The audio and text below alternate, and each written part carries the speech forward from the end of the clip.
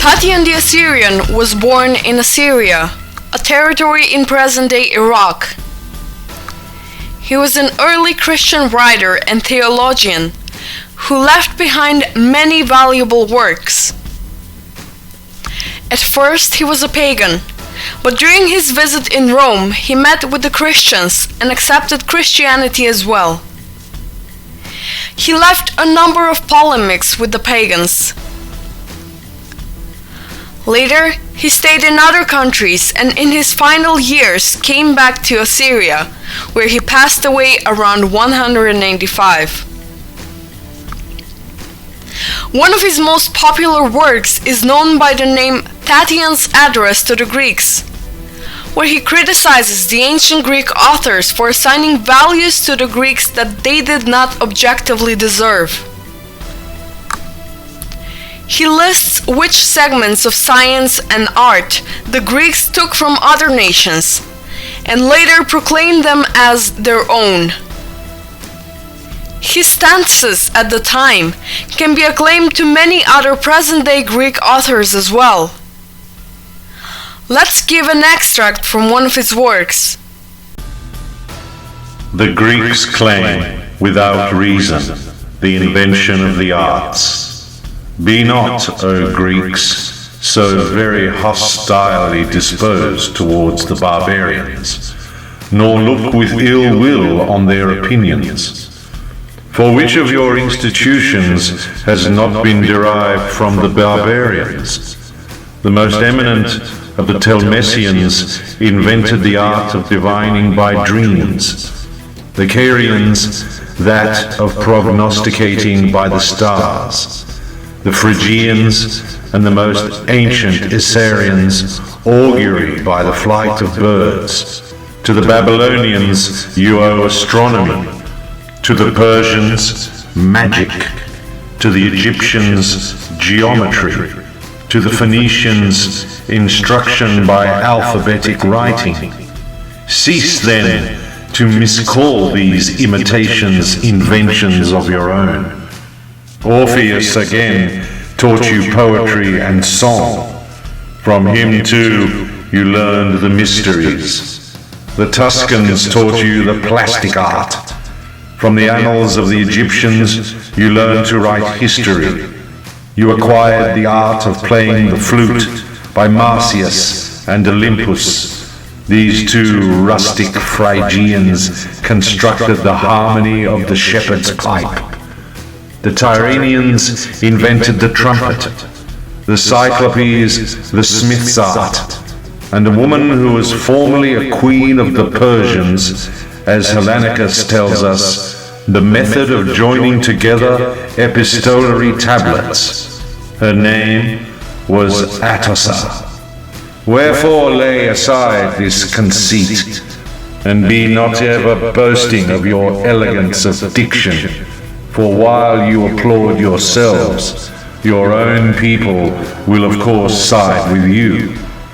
But it becomes a man of sense to wait for the testimony of others, and it becomes men to be of one accord also in the pronunciation of their language. But, as matters stand, to you alone it has happened not to speak alike, even in common intercourse, for the way of speaking among the Dorians is not the same as that of the inhabitants of Attica, nor do the Aeolanians speak like the Ionians. And since such a discrepancy exists, where it ought not to be, I am at a loss whom to call a Greek. And, what is strangest of all, you hold in honor expressions not of native growth, and by the intermixture of barbaric words have made your language a medley. You have too contrived the art of rhetoric to serve injustice and slander, selling the free power of your speech for hire, and often representing the same thing at one time as right, at another time as not good. The poetic art, again, you employ to describe battles and the armors of the gods and the corruption of the soul.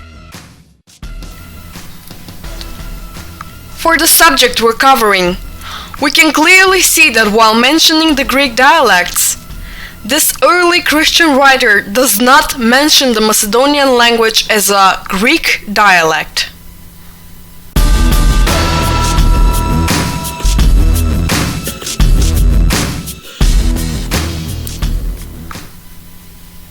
Sozomenos was another author who wrote about the ancient Macedonians.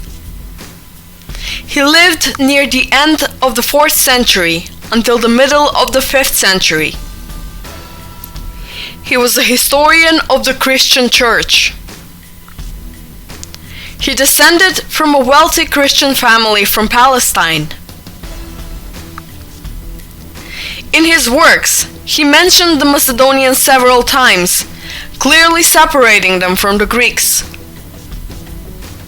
For example, in his work Ecclesiastical History, referring to the battle between Constantine the Great and Licinius, which took place in 314, he writes, After the battle of Civilis, the Dardanians and the Macedonians, the inhabitants of the banks of the Ister, of Hellas, and the whole nation of Illyria became subject to Constantine. We can see that the Macedonians are treated as a separate nation, and Greece, Hellas, is mentioned separately.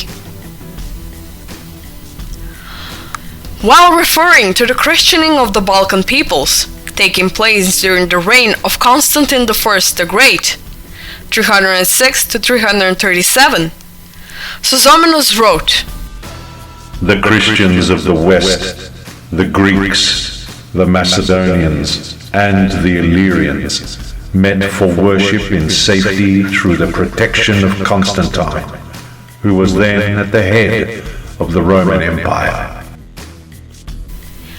Here too we will point out that it is more than obvious that the term Macedonians is used in an ethnic and not geographical sense, because it's used equally with the ethnical terms Illyrians and Greeks.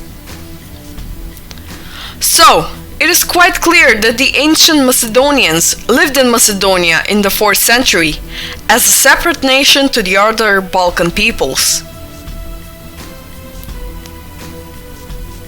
These statements are just enough to consider Sozomenos as part of the ancient historians who decisively wrote that the Macedonians were not Greeks.